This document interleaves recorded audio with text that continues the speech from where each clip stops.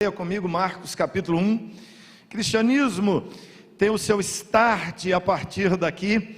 Marcos diz assim, princípio, Marcos 1, versículo 1 em diante, princípio do Evangelho de Jesus Cristo, Filho de Deus, conforme está escrito na profecia de Isaías: eis aí envio diante da tua face o meu mensageiro, o qual preparará o teu caminho. Voz do que clama no deserto, preparai o caminho do Senhor, endireitai as suas veredas. Apareceu João Batista no deserto, pregando batismo de arrependimento para a remissão de pecados. Não é ainda o Evangelho, ele está pregando o batismo, ele está pregando um ritual judaico que sinaliza arrependimento, que sinaliza mudança de comportamento, que significa reconhecimento das falhas, e o reconhecimento de que, diante de falhas e pecados, as pessoas não podem pagar elas mesmas pelo perdão de seus pecados. Não adianta pagar indulgência, não adianta fazer algo como expressão de sacrifício a Deus, que seria matar um cordeirinho, mas elas precisavam ser lavadas mediante arrependimento. Saíam ter com ele toda a província da Judéia, todos os habitantes de Jerusalém, confessando seus pecados, eram batizados por ele no Rio Jordão. As vestes de João eram feitas de pelo de camelo, ele trazia um cinto de couro, se alimentava de gafanhotos e mel silvestre. Pregava dizendo: após mim vem aquele que é mais poderoso do que eu, do qual não sou digno de, curvando-me, desatar-lhe as correias das sandálias.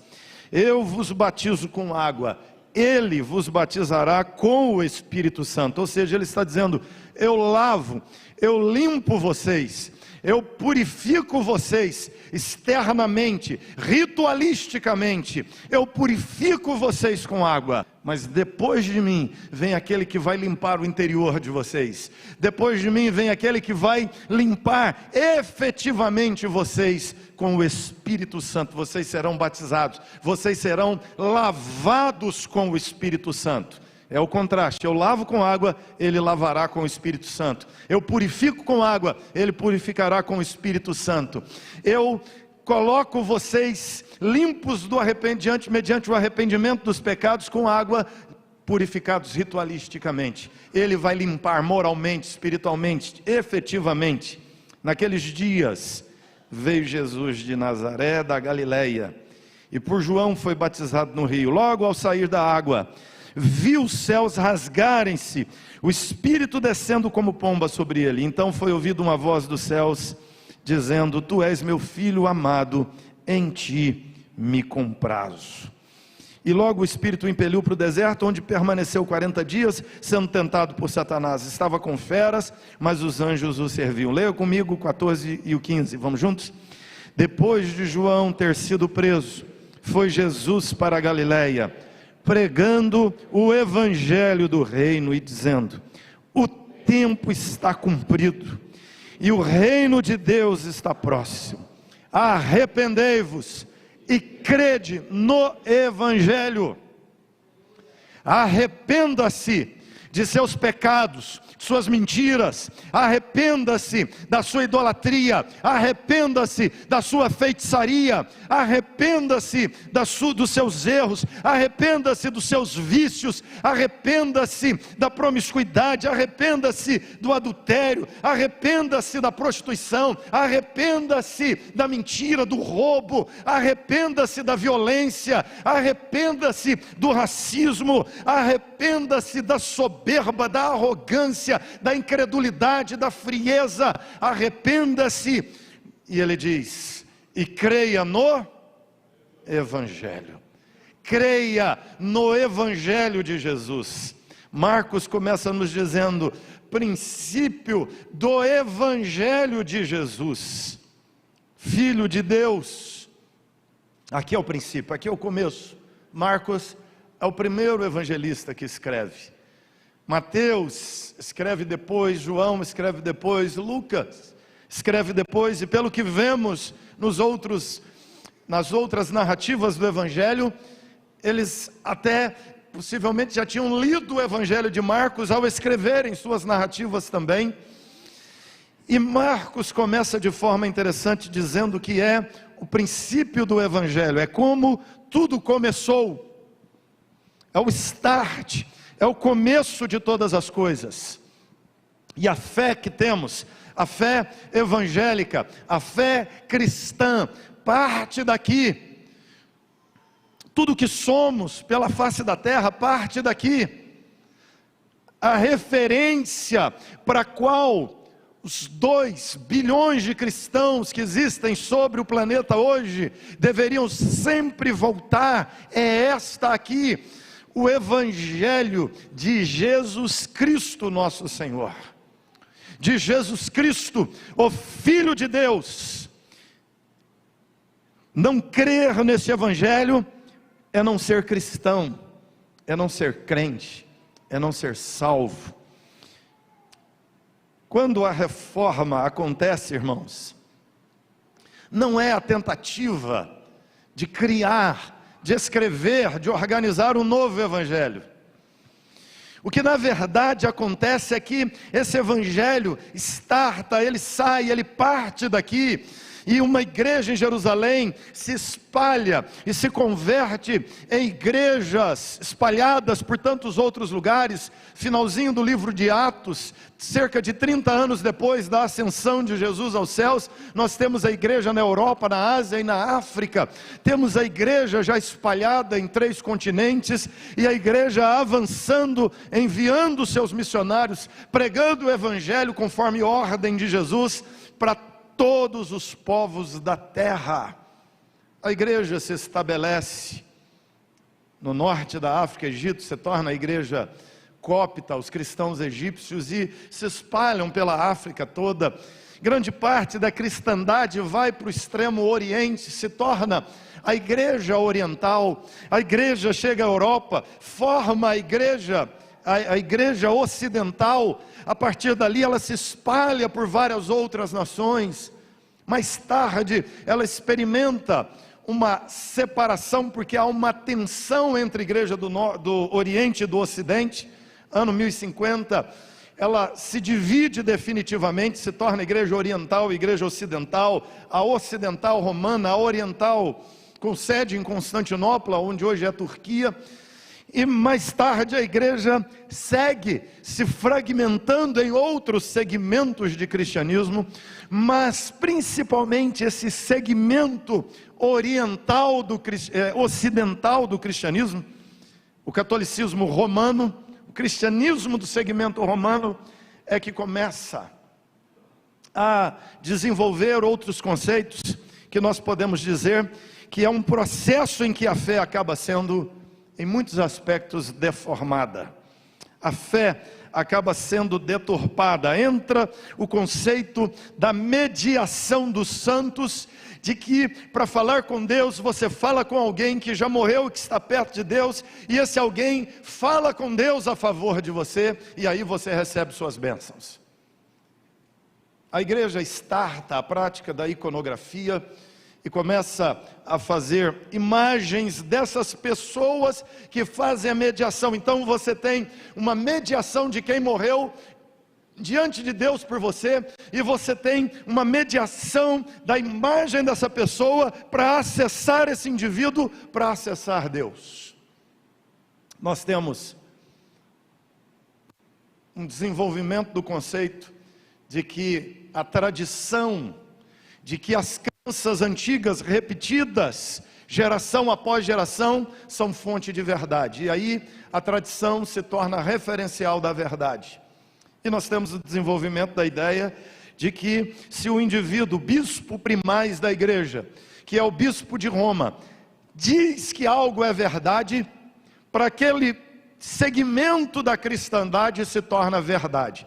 O segmento oriental, os ortodoxos não concordam com isso, não se subordinam ao bispo de Roma e não tomam como verdade o que o bispo de Roma diz. Isso vai acentuando essa tensão da cristandade.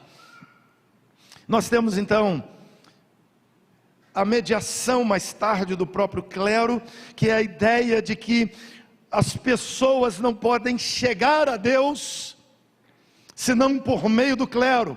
E o clero começa a estabelecer um monte de regras, de normas, e ele entende completamente, de maneira equivocada, o que é o Evangelho de Jesus, que começa aqui no princípio. Porque a igreja começa então a dizer, a deixar, a religião começa a dizer para as pessoas o que elas têm que fazer para chegar a Deus. O que é que você tem que fazer para ser perdoado dos seus pecados? A princípio, você tem que pagar penitências, você tem que orar ou rezar tantas vezes, você tem que repetir certas orações 50 vezes, 150 vezes, você tem que doar alguma coisa para um pobre, um necessitado, você tem que fazer algo bom para compensar algo ruim que você fez. E regras, normas, uma espécie de escada gigantesca é posta entre os homens e Deus, e o homem tem que se esforçar, o homem tem que se torturar, tem que sofrer, subindo essa escada pesada, penosa, difícil, grande, extensa, e por seu mérito, por seu esforço, ele chegará a Deus, e o alcançará, experimentará suas bênçãos. Esta é a ideia desenvolvida. Paulo, quando escreveu a carta aos Gálatas, ele vai falar no finalzinho de sua carta sobre obras da carne e fruto do Espírito. Você lembra disso? E você lembra das obras da carne. E Paulo fala sobre as obras da carne dividindo em grupos. As obras da carne que afetam as relações interpessoais, inimizades, iras, brigas, discórdia, dissensão, facção, contendas. Paulo fala de um grupo de obras da carne que tem a ver com o autodomínio, com o autogoverno. Paulo vai falar de glutonaria, de bebedice, as pessoas que não se controlam diante do álcool, das pessoas que não se controlam diante da própria comida. Mas Paulo fala de um grupo de pecados no campo da religiosidade. E Paulo menciona dois. Quais são os dois? Feitiçaria e idolatria. Feitiçaria é o conjunto de rituais, de crenças, de práticas, de orações, de repetições, de gestos, de objetos que as pessoas reúnem para acessar o sobrenatural. Usando aqueles objetos, através deles, o sobrenatural, o sagrado vai se manifestar. A isso a Escritura vai chamar de feitiçaria. Seja o cadáver de um morto, seja a imagem de um morto, seja os restos de um morto, sejam os ritos aos quais o sobrenatural estaria de alguma forma escravizado, e ao fazer aquele ritual, o sagrado ou sobre o espiritual se manifesta. A isso a Bíblia vai chamar de feitiçaria. O outro segmento é a idolatria. A idolatria é a construção, é a idealização de um ídolo, de um Deus falso. É a idealização de um Deus que não é o verdadeiro Deus. O que acontece então, irmãos, é que as obras da carne deformam o Evangelho.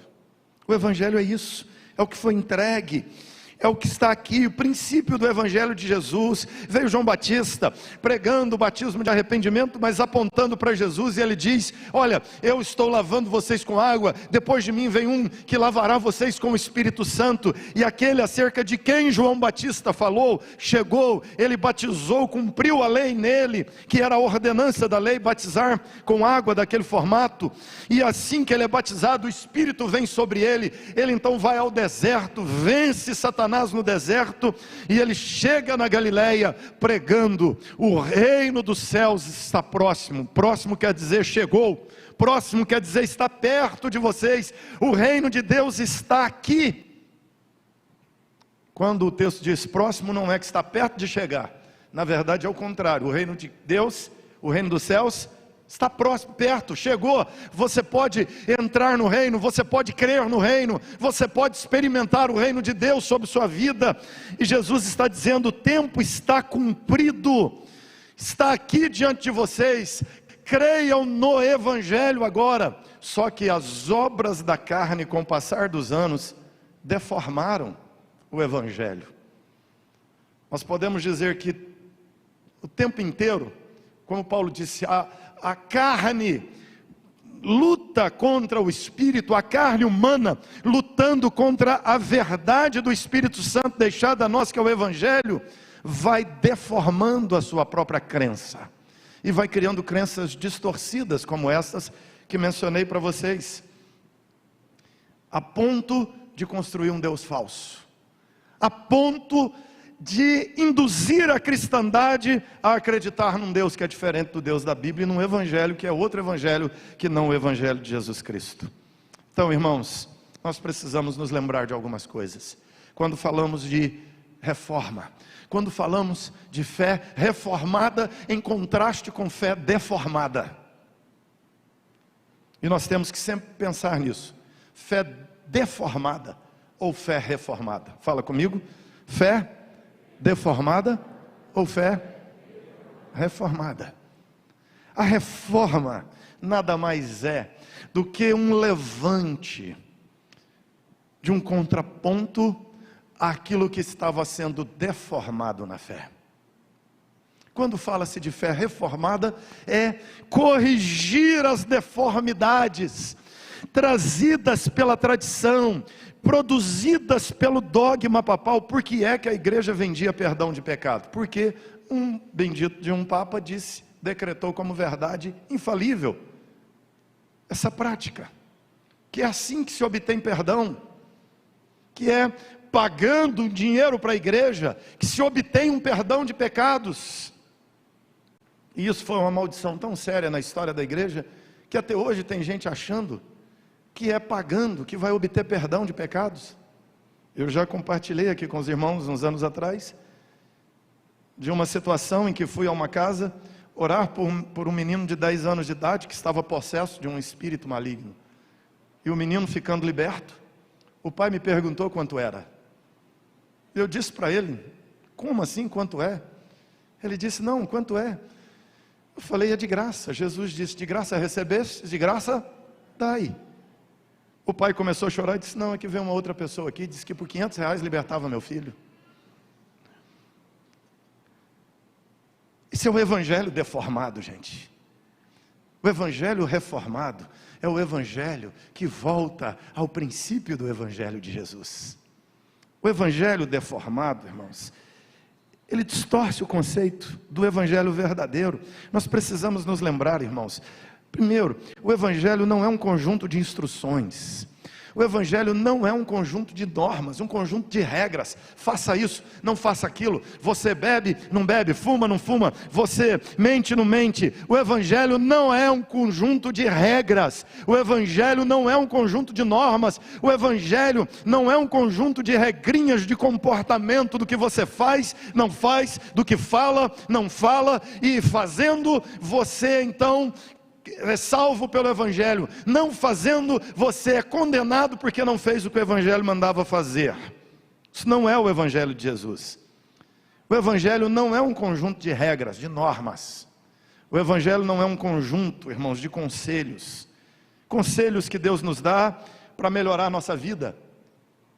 O evangelho não é um conjunto de conselhos, e muitas pessoas estão transformando o evangelho num conjunto de conselhos, de orientações, de instruções. Por isso é que, em lugar de serem profetas, alguns pastores estão virando coachings. Já viu isso? É o coach. Eu vou te dar umas diquinhas de como você vira crente. Se você quiser seguir, segue. Seguir, você melhora de seu desempenho. Se não seguir, seu desempenho vai lá para baixo. Essa questão de coaching tem a ver com realidade de prática de técnicas, não de vida cristã. Não é um conjunto de conselhos. O evangelho, irmãos, não é a boa notícia que nos fala sobre como podemos chegar a Deus. Não é.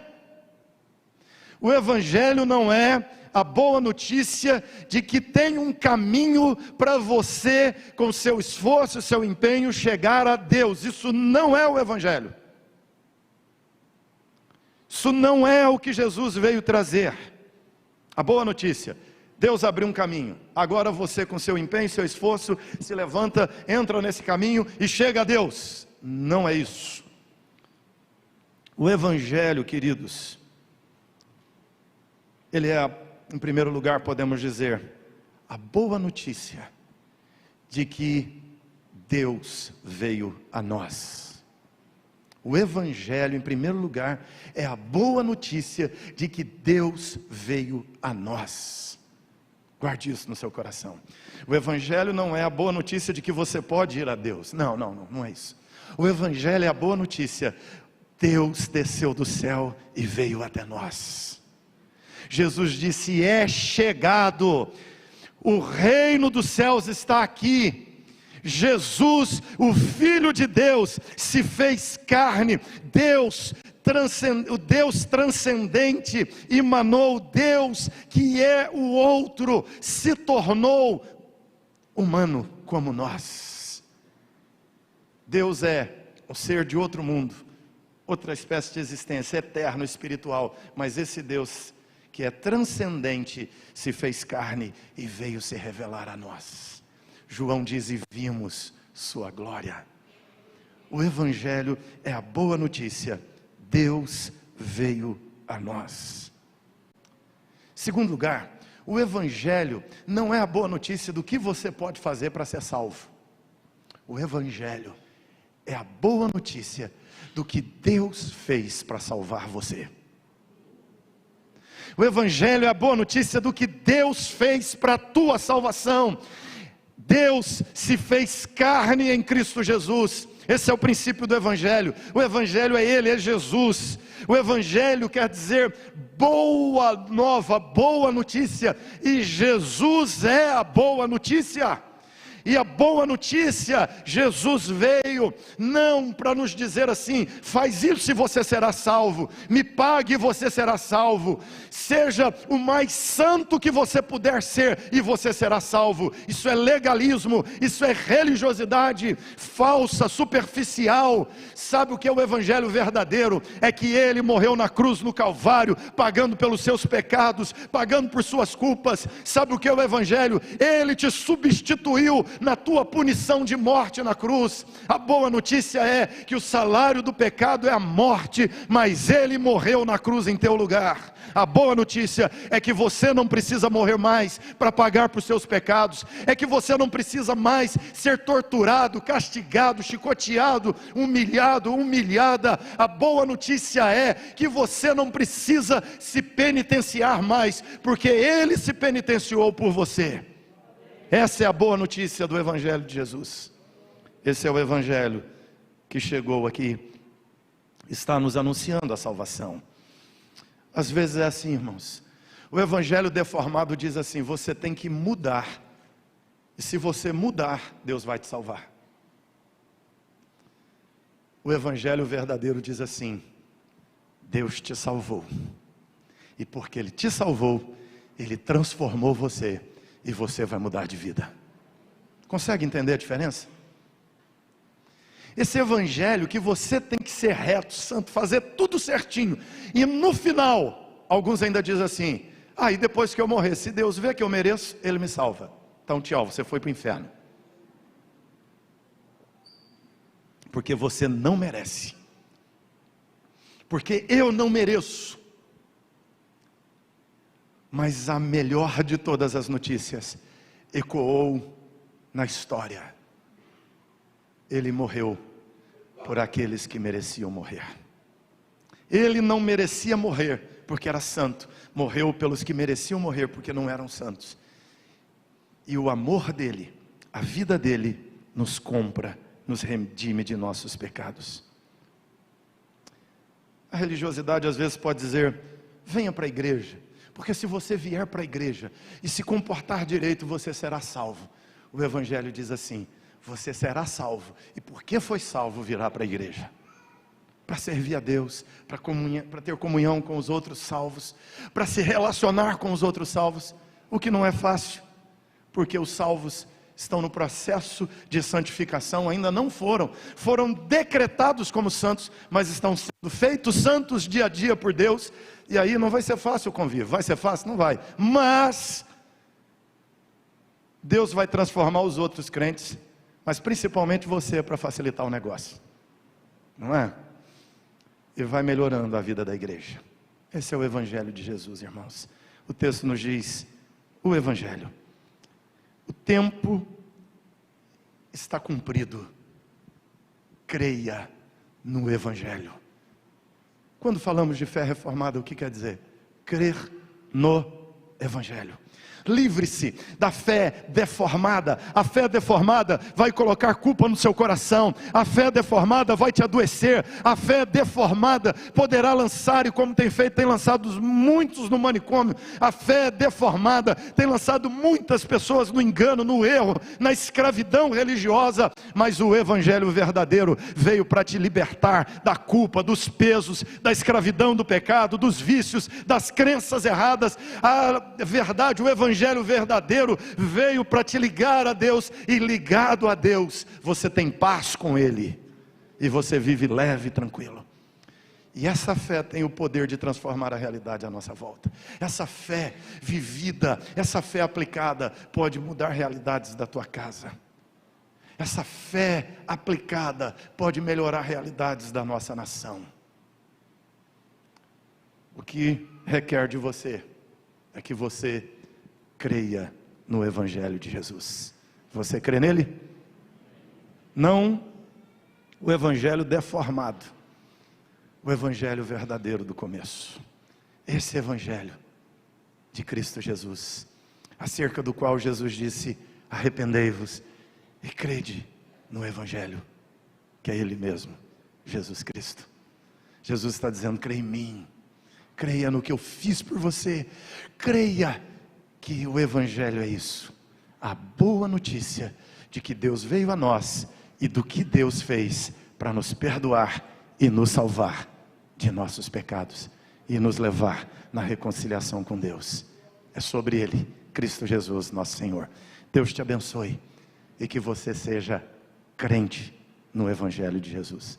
Você é crente? Crente é isso. Que Deus te abençoe, e que você siga firme nesse caminho da fé.